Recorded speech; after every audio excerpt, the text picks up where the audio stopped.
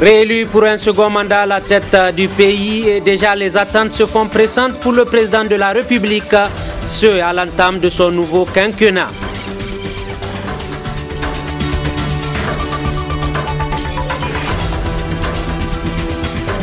Dans leur tradition syndicale, l'exercice est pour le moins inhabituel. Pourtant, le SNATEF s'est réuni ce matin pour adoption d'un plan triennal 2016-2019.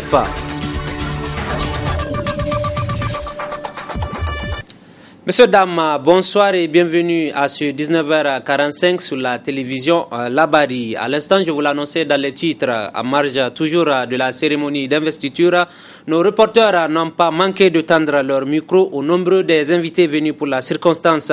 C'est dire que nombreuses et grandes semblent être les attentes de ces derniers. C'est dire aussi que les défis qui attendent en ce moment le tout nouveau président sont très grands. On fait le point dans ce compte-rendu de la rédaction. Le président de la République, à la suite de sa réélection pour un second mandat, a accompli la formalité constitutionnelle de prestation de serment. Opportunément, la Cour constitutionnelle n'a pas dérogé à la tradition en livrant son message à travers lequel elle a évoqué toutes les péripéties ayant caractérisé le processus électoral. Le peuple nigérien a décidé de vous reconduire à la tête du pays à la suite d'un processus électoral émaillé d'incompréhension découlant des difficultés de perception des textes en vigueur en matière électorale. Cette situation a malheureusement contribué à créer un climat quelque peu délétère, exacerbé par des commentaires de tout genre diffusés en permanence par certains sur les médias et des critiques injustifiées à l'égard des institutions chargées de conduire le dit processus électoral, alors même que la plupart de ces dispositions avaient servi à l'organisation des élections précédentes sans que cela ait donné lieu à l'intolérance constatée tout au long du processus électoral de 2016. Processus électoral qui aura connu une certaine défiance vis-à-vis des institutions liée à une exacerbation dans les faits. La défiance vis-à-vis des institutions de la République est devenue un sujet de préoccupation majeur dans notre pays. En effet, on relève depuis quelques années le recours à des invectives directement dirigées contre les institutions de la République, plus particulièrement la Cour constitutionnelle. Cette situation, loin de consolider l'état de droit, risque au contraire de le fragiliser. Les élections de 2016 nous ont également amenés à constater la montée d'une certaine intolérance de certains Nigériens vis-à-vis des autres, qui s'est traduite par la tenue et la diffusion de propos inacceptables menaçant dangereusement la cohésion nationale et la politique sociale. Un tel climat de paroxysme, d'où le président de la République se doit de prendre ses responsabilités tout en étant ce rassembleur. Il ressort de l'article 46 de la Constitution que vous êtes celui qui incarne l'unité nationale. Et à cet égard, la Cour voudrait vous encourager à poursuivre les efforts que vous avez déjà déployés dans ce sens en vue de rassembler davantage de Nigériens. Ce message livré par la Cour constitutionnelle, pour beaucoup, en dit long sur toutes les critiques qu'elle a eu à essuyer tout au long de ce processus électoral. Autant pour nous, bis repetita, pour cette Cour constitutionnelle, 5 ans après, opportunément, elle n'a pas dérogé à la même tradition, c'est-à-dire au cours de l'investiture du président, elle a profité pour livrer un message dont le contenu a été décrypté dans ce reportage de la rédaction. Cela dit, je vous l'annonçais à l'instant même qu'à marge toujours de cette cérémonie d'investiture du président de la République, une de nos équipes n'a pas manqué de tendre son micro aux nombreux invités venus pour la circonstance. Nombreuses et grandes semblent être les attentes. C'est dire qu'aussi les défis qui attendent toujours le nouveau président sont énormes. Retrouvons ce reportage de la rédaction. Réélu pour un nouveau mandat sur la base de son programme de renaissance Acte 2. Nombreux sont les défis qui attendent le président réélu pour son nouveau quinquennat. À l'entame de celui-ci, les travailleurs, eux, nourrissent l'espoir de la prise en compte de leurs doléances. pour une amélioration significative de leurs conditions de travail et de vie. Nous, en tant que travailleurs, c'est bien sûr de renforcer le dialogue social entre les partenaires sociaux et nous, entre les partenaires sociaux que nous sommes et le gouvernement qui va être installé, et de créer les meilleures conditions pour que les travailleurs du Niger puissent s'épanouir. Nous n'attendons pas mieux que ça que d'être dans de bonnes conditions de travail et de vie. La lutte contre la corruption, il en a fait son cheval de bataille. Sauf que celle-ci laisse un goût d'inachevé. Le lever est mis pour la renforcer. Je crois que l'engagement nouveau va être pris, mais cette fois-ci, je crois qu'avec beaucoup plus de détermination, et je suis convaincu que ce deuxième mandat va être en tout cas très historique, va être en tout cas l'aboutissement de l'engagement depuis son Excellence Monsieur le Président de la République par rapport à ce combat-là. Et j'ose espérer que, en tout cas, la RCA, dont nous avons eu l'honneur de diriger, connaissent des jours, en tout cas, avec une création ou avec une adoption donc de la loi qui va lui donner plein pouvoir. Autre attente, c'est non seulement la réponse aux profondes aspirations du peuple, mais aussi celle de voir la classe politique dans son ensemble se rasseoir sur une même table de négociation. L'appel tendu par son Excellence le Président de la République, je peux de cette occasion pour encore une fois de plus parler à l'opposition nigérienne, de venir regagner les barricades, comme on l'a dit, parce que les élections, on les fait, c'est pour l'ensemble des citoyens nigériens. Ce n'est pas seulement pour les partis politiques. Il peut y avoir un jour où il n'y aura même pas de partis politiques. Chaque citoyen a le droit de se présenter. Ils sont partis en grève.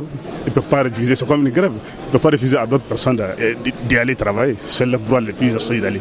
C'est vraiment un appel à la cohésion sociale pour que tout le monde soit réuni autour du développement du Niger, vraiment pour que ce pays-là soit tranquille, que nous soyons dans un climat de paix et de cohésion sociale. Nouveau mandat certes, mais qui ne doit pas occulter le chapelet de défis. Défis à l'aune de plusieurs secteurs soit grippés, soit où le clignotant est au rouge en ce moment, d'où l'impérieuse nécessité de s'atteler véritablement au travail, au seul profit du Niger. C'est un appel au boycott de tous les services de la compagnie de téléphonie mobile Orange Niger en ce jour dimanche 3 avril 2016. Le mot d'ordre est lancé par le Conseil national de la jeunesse par le biais de son président. Une contestation, voire une protestation contre la mauvaise prestation des services de cette compagnie. Les raisons d'une telle décision avec le président du Conseil national de la jeunesse, Alio Umoru. Nous ne nous sommes pas levés pour demander à la jeunesse nigérienne de boycotter ce jour, dimanche 3 avril 2016, tous les produits d'Orange pour rien. Nous leur avons adressé une correspondance il y a de cela 2 semaines.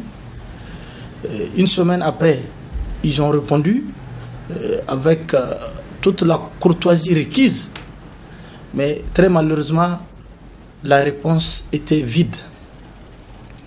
Nous avons estimé que, en saisissant Orange pour la première fois, nous avons mis en ampliation les ministères concernés. Nous avons mis en ampliation le cabinet du Premier ministre, le ministère des télécommunications et l'autorité de régulation des télécommunications et de la poste.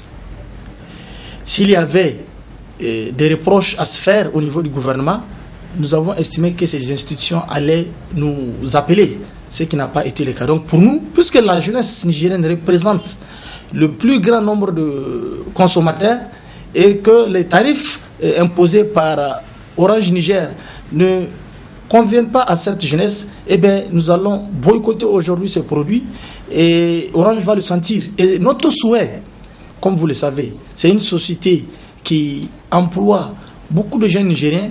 Notre souhait n'est pas de faire tomber cette société, pas du tout, nullement pas. Mais nous souhaiterons qu'ils comprennent que les tarifs sont exorbitants et que nous souhaitons qu'ils reviennent à des meilleurs sentiments. Et le boycott d'aujourd'hui n'est qu'une première. Vous avez vu, lorsque nous avons fait les publications, les jeunes ont voulu que ça s'étende sur 1 semaine. Nous allons garder ça pour aujourd'hui. Dans la semaine qui suit, jusqu'au jeudi, s'il n'y a pas de réaction, nous allons encore lancer un boycott de 3 jours, ça veut dire du vendredi au dimanche prochain. Et nous, on n'a rien à perdre dans ça. C'est eux qui sont en train de perdre des chiffres d'affaires importants. Toutes les régions, tous les présidents des conseils régionaux de jeunesse étaient à mes côtés hier. Et le mot d'ordre est en train d'être suivi. Et nous pensons que cette société reviendra à des meilleurs sentiments dans l'intérêt général de toutes et de tous. Affaire donc à suivre. Passons à toute autre chose. Volet reportage dans cette édition. Nous sommes en période de forte chaleur en ce moment. Et du coup, la température devient intenable pour beaucoup. C'est dire que vulnérables le sont aussi certains qui se trouvent être exposés sur le plan sanitaire. Le reportage est signé Assamaou Seydou. La canicule s'installe progressivement dans notre pays. La température monte de plus en plus, surtout quand le soleil est au zénith. La saison chaude est une période, selon Dr Idiliassou, qui rime avec plusieurs maladies. Les différentes maladies liées, en tout cas, à cette période de chaleur, c'est surtout les éruptions cutanées. Et les éruptions cutanées sont visibles surtout chez les enfants qui supportent mal la chaleur. Mais également, il y a d'autres pathologies dermatologiques liées à la chaleur excessive, mais également les pathologies microbiennes, surtout les staphylocoques cutanés, dont le germe responsable c'est le staphylocoque doré, qui du fait de l'humidification de la peau peut rentrer dans cette peau et entraîner des furoncles. Et les furoncles, là, vous allez les observer un peu partout. Ça peut être au niveau de la face, au niveau des points d'appui, au niveau du corps, au niveau de fesses, un peu partout sur l'organisme. Le docteur Idi Iliassou produit quelques conseils qui, une fois respectés, permettraient à la population de se mettre à l'abri, mieux d'éviter certains désagréments. Les conseils, c'est vraiment l'utilisation massive de l'eau. Il faut compenser, il faut boire beaucoup d'eau. Et si on a même les moyens, on conseille de boire assez de jus de fruits. Parce que les jus de fruits, au-delà de l'eau qu'ils contiennent, ils apportent tout ce qui est substance nutritive, tout ce qui est électrolyte, le potassium, le calcium, le magnésium, etc. pour compenser la perte liée vraiment à cette transpiration ou vraiment à cette évaporation à travers la respiration. Mais surtout, il faut mettre des habits légers. Il faut mettre des habits coton, des habits qui n'attirent pas la chaleur, des habits de couleur blanche, pas des habits noirs. Pendant cette période de chaleur, il est conseillé de bien protéger les plus âgés et les enfants qui sont les plus sensibles. Avis donc à ces deux couches vulnérables que constituent les vieillards et les enfants en cette période de chaleur. Cela dit, le siège du syndicat national des agents de douane SNED a quant à lui servi de cadre ce matin même à une assemblée générale du syndicat national autonome des travailleurs des eaux et forêts SNATEF. L'adoption du plan d'action triennal 2016-2018, c'était le principal point qui sera abordé dans ce cadre qui se veut celui du dialogue. Les images d'Ibrahim Abdou commentées dans ce compte rendu de la rédaction.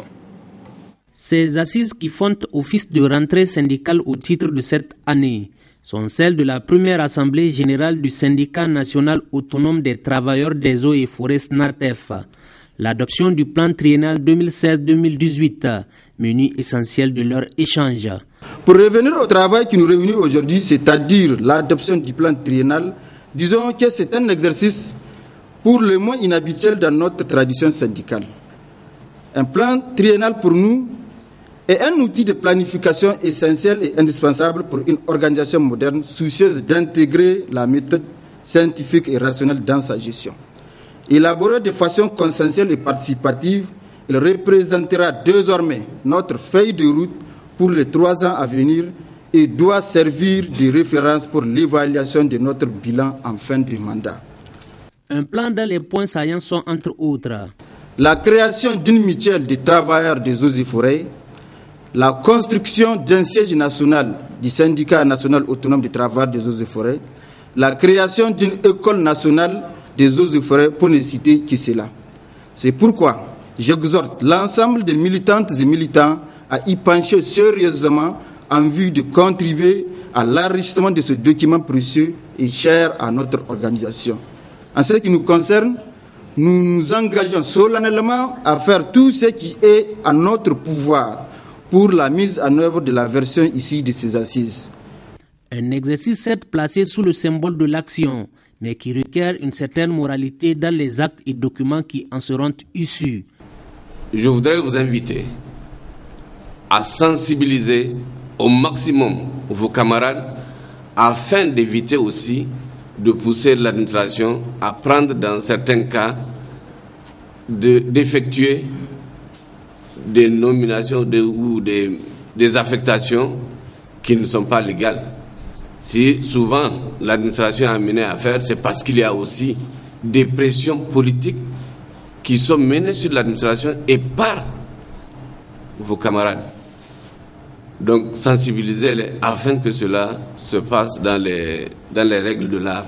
Auparavant, au coordonnateur régional de Niamey du même syndicat de s'être réjoui du choix porté sur sa région. Cette assemblée générale se veut un cadre d'échange pour passer au peigne fait toutes les préoccupations liées au corps des eaux et forêts. Actualité dans nos départements et cap sur celui du Dendi, à savoir Gaïa, où la situation est loin d'être reluisante pour les jeunes dans ce département. Lesquels jeunes qui abandonnent prématurément non seulement les bancs de l'école et du coup se retrouvent être désœuvrés, exposés à une certaine oisiveté. Elle interpelle cette situation donc des jeunes à Gaïa. Le reportage est signé ici par notre reporter Hassan Saleh Mustafa.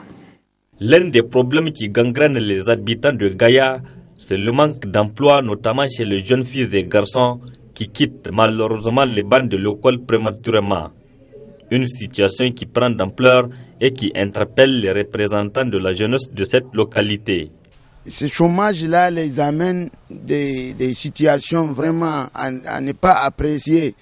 Certains se disent que c'est grâce à ce chômage-là qu'ils se jettent dans les prises de quelque chose appelé tramol, ainsi de suite, et des vols vraiment que tu peux voir un jeune que tu as confiance à lui.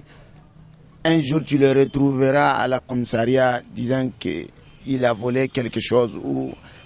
Et tout ça là, je me suis dit qu'on doit se rassembler. On s'est rassemblé, la quasi-totalité des réponses sont à l'appel chômage, chômage. C'est ce qui les amène ça. Donc, vraiment, on continue la lutte pour attirer leurs attentions sur la patience pour le moment, de ne pas se jeter dans la prise de ces tramols ou ces vols-là, en attendant qu'on trouve des solutions, la main de la main avec l'État. Les conséquences de manque d'emploi sont multiples et multiformes à Gaïa. On peut citer entre autres la délinquance des jeunes et la pratique d'activités génératrices de revenus par les jeunes filles avec tous les risques qu'elles encourent. Si vous avez sillonné la ville, vous voyez plein de jeunes filles qui commandent. Il y a aussi, elles vendent quelque chose, même si c'est bon. Il y a certaines, c'est elles-mêmes qui se vendent. Donc c'est très dangereux, vraiment. Les scolarisations, ça évolue, mais malheureusement ces derniers temps-là, ça rabaisse pour des mauvais exemples. Surtout quand un grand frère a un bac plus 3, il est là, il chôme. Vous voyez, tout le monde va se décourager. Le problème d'emploi à Gaïa, une question qui est devenue aujourd'hui comme une épine dans les pieds des représentants de la jeunesse de Gaïa et les autorités locales qui se mobilisent pour pouvoir créer plus d'emplois à cette frange de la population. D'un département à une commune rurale, d'où se cap sur la commune rurale de Torodi, une commune dont les populations tirent l'essentiel de leurs revenus dans l'agriculture certes, mais qui est aussi réputée pour son célèbre marché de bétail, un véritable carrefour d'échange que constitue ce marché. Zoom sur cette commune rurale de Torodi dans ce reportage signé par nos envoyés spéciaux Ibrahim Abdou et Adamou Soumana. Zone d'élevage par excellence, la commune rurale de Torodi dispose d'importantes aires de pâturage. Une situation qui amène la population, essentiellement éleveur, à tirer d'énormes profits des produits de l'élevage qui contribuent également dans les recettes de la commune. Le principal atout de la commune, c'est surtout les recettes tirées de l'élevage. C'est l'élevage, c'est-à-dire qui constitue, c'est-à-dire la source pourvoyeuse, c'est-à-dire des recettes de la commune de Torodi. En plus de cela, il y a aussi le commerce dans d'autres domaines, quoi. Mais sinon, c'est surtout les marchés de bétail qui font gonfler, c'est-à-dire les caisses, c'est-à-dire de la commune. Et on bénéficie, c'est-à-dire de jusqu'à 3 taxes. Il y a d'abord, c'est-à-dire celui qui présente son animal, c'est-à-dire il y a la taxe de présentation. Il y a aussi, c'est-à-dire suite à la vente, il y a la taxe d'identification. Et aussi, quand on met, c'est-à-dire les animaux dans le véhicule également paye, c'est-à-dire ce qu'on appelle le droit de sortie. Et en plus, il y a comment on appelle ça, la taxe sur le commerce de bétail aussi qui est là. Et tout ça là, on perçoit ça. L'une des preuves de la bonne place qu'occupe l'élevage dans cette partie du pays est la présence d'un important marché de bétail très animé à l'approche de Tabaski. Parce que vraiment, c'est maintenant. La traite des animaux pour cette année est meilleure que celle de l'année dernière. Tout se déroule très bien ici à Torodi. Les clients viennent de partout, même de Nigeria. Et on en trouve du bétail pour toutes les bourses.